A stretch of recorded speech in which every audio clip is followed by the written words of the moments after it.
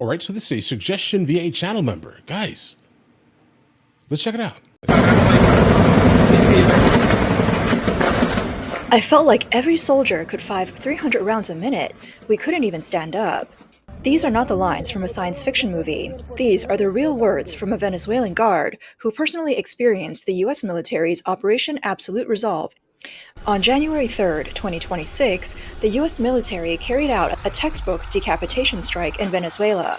The operation took 5 hours, involved only 20 soldiers, and resulted in 0 casualties. As more Imagine, bro, details have 20 come out, soldiers. military experts around the world have felt the chill, especially in Zhongnanhai in Beijing. Why? Because the entire battle scene described by the guards defies basic physics. A human soldier, even a special forces operator, is limited by reload speed and recoil. There is no way a person can accurately fire 300 rounds per minute, unless what the guards faced were not humans at all. Even more frightening, Venezuela's prized air defense system. Bro, that makes this sound super tough. I'm going to be honest here.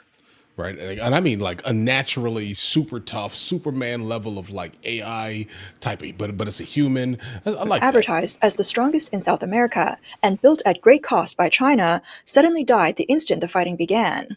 Today, we'll take a deep look at the operation that may have rewritten the rules of warfare. What kind of secret technology did the US military use? And what was the monster that fired 300 rounds per minute? And why do some say that this battle was a death notice sent by the US military to the Yeah. People's Liberation Army? 1. The Blinded Dragon. Why did China's radars suddenly turn into scrap? Let's rewind to the very start of the operation. To protect his own life, Maduro deployed what was claimed to be the strongest air defense network in South America. The core of this system was entirely made in China. At the heart of it were the JY-27 wide-mat VHF radar and the JYL-1 three-coordinate long-range surveillance radar. Chinese state media once hyped these systems as F-22 killers. The Oh, claim yeah. was that VHF radar uses resonance effects to expose U.S. stealth aircraft, Yeah, bro, I think America knew that. Hence the reason why they utilized F-35s, right? making them impossible to hide. The Venezuelan army fully believed this, convinced that with this magic mirror, any U.S. aircraft that dared to come would be walking into a trap. But in the early hours of that morning, testimony from frontline guards delivered a sharp rebuke to Beijing. The guard said, "The radar stopped working without any warning." Pay attention to those words, "stopped working." This is completely Oh, different from jeez. ordinary jamming. With normal interference, the screen fills with static or fake targets, and operators at least know that they are being jammed. This time, the screens went black, the system froze, reboots didn't work. In an instant, the entire system turned into a pile of useless metal. Like This some type of suggests the US EMP type military of may have used thing. one of two kinds of secret technology. The first possibility is hard kill, high power Okay. microwave weapons. Put simply, radar is like an extremely sensitive ear. Using electronic warfare aircraft or drones, the US military fired an ultra high energy microwave beam at these radars. It's like setting off a grenade right next to your ear. That massive surge of energy rushed in through the antenna, created thousands of volts inside the system, and directly burned through the core chips and circuit boards. So kind of like a DDoS, but like with microwave waves. This was not a malfunction, it was physical destruction. No technician could fix it, because the hardware itself was already fried. The second possibility is even more chilling for Beijing: a soft kill, network takeover. There is a rumored US technology codenamed Suitor. It does not need Okay. physical Suitor. network cables. Instead, it can trace back along the radio waves emitted by enemy radar and reverse hack its back-end control system. Imagine this: US hackers sitting inside an aircraft at high altitude, tapping a few keys, and suddenly gaining administrator access to Venezuela's radar system. They could Oh, change friend or foe identification codes, making US aircraft appear as friendly. They could even send a simple shutdown command. For the soldier sitting inside the radar vehicle, there's nothing he can do. He can only watch as the system is remotely locked and disabled. Now you can see why Beijing is panicking. The radars Venezuela used are the same models, and in some cases even the same software code as those deployed by the PLA's Eastern okay. Theater Command in Yeah. Fujian. Yeah, I think that makes sense then, actually. Like why Beijing specifically would be absolutely frightened by this here, right? Like imagine if this is like your top of the line like electronic type of things, right? And then the United States of America basically just comes in and like one taps you with like one singular button type of thing from the air. And this is what you have protecting like your government officials. I don't know, the head of state type of building. Yeah, guys, that's done. Yeah, work harder. Meant to track Taiwan and U.S. aircraft carriers. If the U.S. military can remotely shut off Venezuela's radars as easily as switching off a TV, then when a Taiwan Strait conflict begins, will PLA radar screens also go black at the very first second? Does the U.S. already hold a universal remote control for China's domestic radar systems? Right. For countries that spent tens of billions of dollars buying Chinese air defense systems, such as Iran and Pakistan, it would mean they bought a pile of very expensive remote control toys. 2. A frequency from hell, when biological harvesting meets the swarm cage. Once the radars were blinded, the next thing to fail was hearing, and even the body itself. The guards' memories were filled with physical terror. One said, "My head felt like it was going to explode. I had nosebleeds, vomited blood, and couldn't move." Does this sound like possession? Cannon? In reality, No. this points to the American military's directed energy acoustic weapons. Do you remember the so-called Havana syndrome? At the time, U.S. diplomats suddenly suffered headaches and vomiting, and the U.S. was the victim. Now, it appears the U.S. military has fully decoded and weaponized this technology. The principle is brutally simple and is called biological resonance. So basically, it sounds like the Brown Note reference from South Park. What the U.S. military fires is not bullets, but microwaves or infrasound at specific frequencies. It doesn't destroy buildings or harm civilians. It targets human organs. In simple terms, the U.S. military doesn't need to touch your body. It can shake your internal organs at a distance. Oh, This bro, is that not battle. frightening. This is a one-sided biological harvest. While the guards were clutching their heads and rolling on the ground, something even more terrifying happened in the sky. The guards described large numbers of drones, but these were nothing like the familiar MQ-9 Reaper, large aircraft operating alone. This was the first large-scale real-world test of the Pentagon's Replicator Initiative, a program secretly pushed forward since 2023. What you see is not a handful of drones, but hundreds or even thousands of small drones with AI-enabled coordination. Like a swarm of locusts, they swarm the entire position. This is swarm warfare. The drones are networked together, instantly forming a battlefield Internet of Things. Using optical sensors and infrared radar, they produced a 3D map of Maduro's hiding place within seconds. For the 20 US soldiers who arrived afterward, walls no longer existed. Through their tactical goggles, they could see clearly every guard behind the walls, their position, their facing, even what weapon they were holding. That's why the US military suffered 0 casualties, because before a single shot was fired, this was already a one-way, fully transparent game. The most desperate blow came from electronic Stargate isolation. references. The guards said they didn't know what to do because their command chain was cut. Traditional electronic warfare aircraft jam signals from a distance, and there are always blind spots, but these miniature swarms carried out proximity jamming. The drones flew right up to you, hovering just a few meters from communication base stations, armored vehicles, and even individual soldier radios. What does that mean? It means the US military was blasting jamming noise right next to their ears. Phones had no signal, radios were full of static, even shouting between soldiers was drowned out by the loud buzzing of the drone swarm. Imagine the guards' situation at that moment. They couldn't see radar screens, their ears were filled with piercing noise, their internal organs were racked with pain. They could not reach nearby comrades, orders from commanders could not get through. This was a carefully designed US tactic of battlefield claustrophobia. It's diabolical, bro. Before the first gunshot was fired, this fully organized unit had already been sliced into hundreds of isolated, helpless, and terrified individuals. Yeah, I mean, how do you fight this, right? Like, how do you fight this? I'm trying to think of a way you can kind of figure this out here.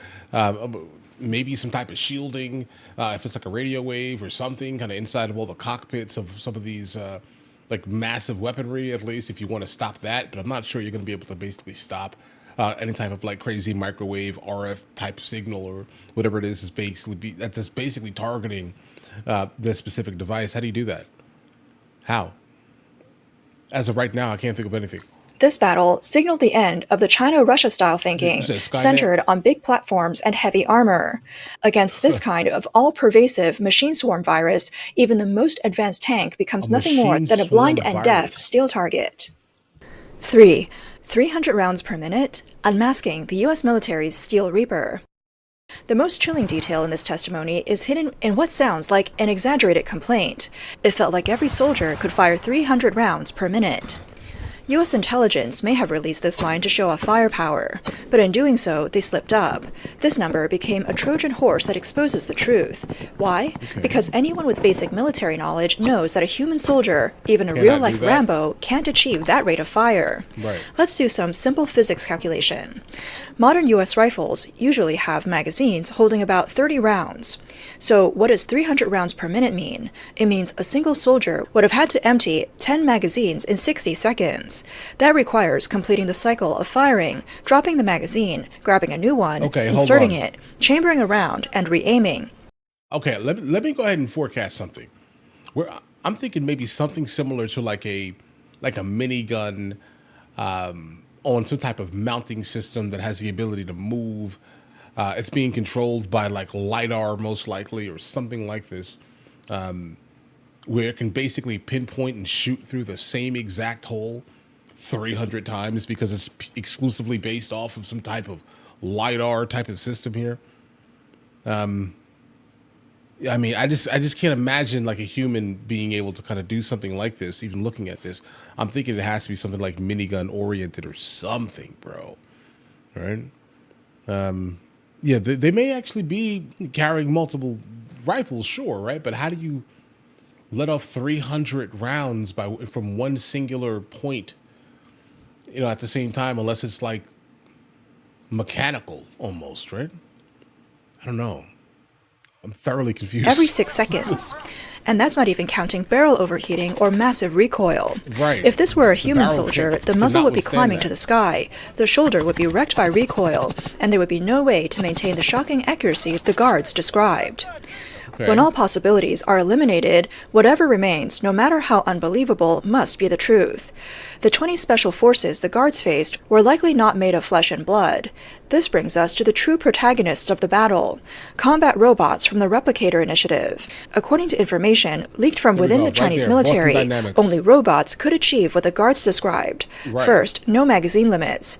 These machines use backpack-mounted, high-capacity ammo boxes with belt-fed systems. Like in the movie Terminator, once the trigger is pulled, the firepower is effectively continuous. Second, recoil immunity. Hydraulic-driven metal joints can perfectly absorb recoil. Yeah. What is uncontrollable automatic fire for a human becomes a straight laser-like stream for a machine. Guys, hold on. Like, I'm sure you've seen on like like the naval destroyers or all of these ships, there's like this thing. I'm sorry, I don't know what I'm talking about. But there's a thing that sits on top of basically the ship itself. And if there's like some type of missile that's targeting it, it has the immediate ability to basically pinpoint, accurately move like this gigantic 5-ton monstrosity. You get what I'm saying here, guys? Right? Right there. The Flanix. That right there. All right. It has to be something like that, utilizing like LiDAR, all types of sensors, right? And now, if you put something like that onto some type of random robot that Boston Dynamic makes, right? Now you immediately have a super soldier that can fire hundreds of rounds excessively fast and perfectly targeted, not worrying about recoil, not worrying about a single thing, but hitting the target back to back in the same exact direction, right? I'm thinking it has to be something like that, bro. That's kind of where I'm at. I think that's what we're talking about. In the chaos and smoke, the guards saw humanoid or four-legged silhouettes spewing flames. They thought they were facing super soldiers, not realizing they were confronting Steel Reapers, machines with no pain, no fear, and nothing inside them but killing algorithms. Right. How did these machines get in? The guard said there were very few helicopters. That's because heavy robots are not transported by helicopter. They used a landing method similar to SpaceX rocket recovery, reverse thrust descent. Each robot was sealed inside an individual drop pod and slammed toward the ground like a meteor in the final dozens of meters. Right there. I think that answered the question. Slammed to the ground. I wonder if when it was dropped, it may have planted itself. Right? I mean, that technology is not really a hard technology to basically add. It's just like a device that immediately slams into the ground, if that makes any sense here. That could potentially be it also. Retro thrusters fired violently, allowing a precise soft landing. The recoil. This means that they could bypass the outer defenses entirely and drop straight into the courtyard of Maduro's residence, carrying Gatling guns and grenade launchers. Of course, there were still 20 human commanders on site, but even they had been dehumanized. They carried XM7 assault rifles equipped with XM157 smart fire control optics. This is not just a scope, it's a ballistic computer. It automatically calculates wind, distance, and air pressure, then generates a single optimal kill point. Soldiers don't need marksmanship training. They just put the red dot on a target, and the system does the rest, ensuring one shot, one kill. One word. At the same time, they wore lightweight exoskeletons such as the Onyx system. This allowed them to carry 50 kilograms of gear and still sprint like track athletes. So what the Venezuelan guard saw was a group of supermen, moving at incredible speed and landing headshots with every shot. This was asymmetric slaughter. Above this human-machine hybrid force was a full-spectrum data link provided by F-35s and satellites. Every robot and every soldier was a node in this massive network. From a god's eye view, enemies behind walls and snipers on rooftops were all clearly marked in their tactical displays. Now compare that to the Venezuelan defenders. They were operating Chinese-made VN-18 amphibious infantry fighting vehicles, one of China's flagship export products. But once electronic signals were cut, these expensive armored vehicles became blind metal cans. The soldiers inside could not see the enemy, could not hear orders, and stared at pitch-black radar screens. All they could do was wait in fear as the robots' heavy weapons opened them up one by one. This was a one-sided harvest of algorithm and steel against flesh and machinery. In those 5 hours, the U.S. military proved one thing. Future urban warfare will no longer require sacrificing human lives. Robots will die in place of humans, or more accurately, they will kill in place of humans. 4. Beijing's darkest hour, when the buyer show meets the seller show. The biggest loser in this operation, aside from Maduro, is Beijing. Venezuela has long been a premium showroom for Chinese weapons and an overseas test field for the PLA. But the night of Caracas mercilessly burst this bubble, staging a brutal showdown between the buyer show and the seller show. The first thing to collapse was the CCP's dream of overtaking on the curve. In recent years, the PLA has loudly showcased robot dogs and exoskeletons, convincing itself it had caught up with the US. Real combat, however, delivered a harsh verdict. While PLA robot dogs were still wobbling on flat ground, US robots were already performing precision airdrops like SpaceX rockets. While PLA exoskeletons were still used for logistics, US-powered armor had already turned soldiers into tireless killing machines. Chinese military engineers understand this better than anyone. Even when building the same systems, China cannot match the US in material strength, chip computing power, or system stability. China simply cannot achieve a zero-failure performance at 300 rounds per minute. This visible yet unreachable technology gap is the true strategic nightmare now haunting Beijing. If so-called anti-stealth radars cannot stop infiltration, and expensive armored vehicles cannot stop being harvested, what is the point of spending tens of billions on this scrap metal? Posturing. The point is legitimately posturing. And maintaining control specifically of whoever you're ruling over or lording over. Let's just say this here, okay? That's it. That's the point of this here. Look at these gigantic big monstrosities that Colombia would not be able to take out, if that makes any sense here. Brazil will not be able to take out, if that makes any sense here, guys, okay? That's the point. You build your specific military for what generally is around you, but the United States of America is one of these places that, in fact, outbuilds everyone else for the sole purpose of demolishing everyone at any time of the day. And what I'm seeing right here is the most frightening thing I've ever seen in my entire life, and I'm not sure that I specifically have known any of these things, but this is absolutely frightening. I now know why we get so much hate, bro. This right here. When did we get exoskeletons? Are they for sale to the public? And what would be... I don't know. I want one. This is a bloody lesson. Buy Chinese or Russian weapons, sign security agreements, and when faced with real U.S. absolute resolve, you're still as fragile as paper.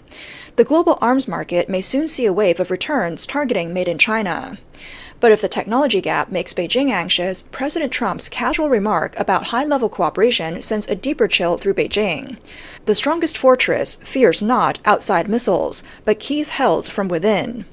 On that early morning in Caracas, it's fair to ask, were the radars truly burned out by US attacks, or were they quietly switched off by hand by operators acting in perfect coordination? This is the Maybe. PLA's Who greatest knows? nightmare. Everyone knows that the Chinese military is full of naked officials, people whose What kind assets of are in New officials? York and whose families live in Oh, oh, California. oh, oh, If a yeah. All right, Taiwan all right. Strait War were to erupt and the first wave of US aircraft approached, what would a key general in charge of air defense choose?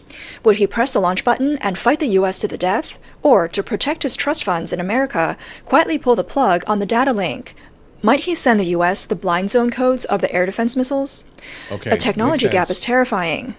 But what's even more terrifying is that when your opponent already holds your trump card, and that card was handed over by the very people you trusted most. Venezuela's present is not just a rehearsal of the failure of CCP's weapons, it's also a preview of how authoritarian regimes can shatter instantly when faced with internal collaboration from within. 5. Death Notice. This lightning strike in 2026 marked a complete upgrade in the dimension of human warfare. The US military demonstrated a You decapitation guys sent model me that is this video. precise, fast, and Yeah. causes extremely low collateral damage. There was no need for aircraft carriers to mass offshore. No need to turn cities into scorched earth. First, you're blinded through integrated cyber and electronic warfare. Then you are broken down through biologic and acoustic energy. Finally, you're harvested by robot legions. This is a form of highly precise military surgery. This model hangs out like a sword of Damocles over every anti-American dictator.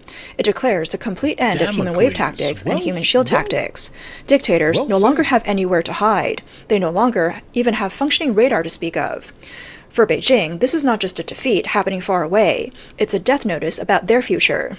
When the US military puts into real combat the weapons the PLA can only dream about, Beijing should understand the message. Everything you rely on, in the face of absolute technological dominance and a decisive human gap, is nothing more than scrap metal from a bygone era. So that's it.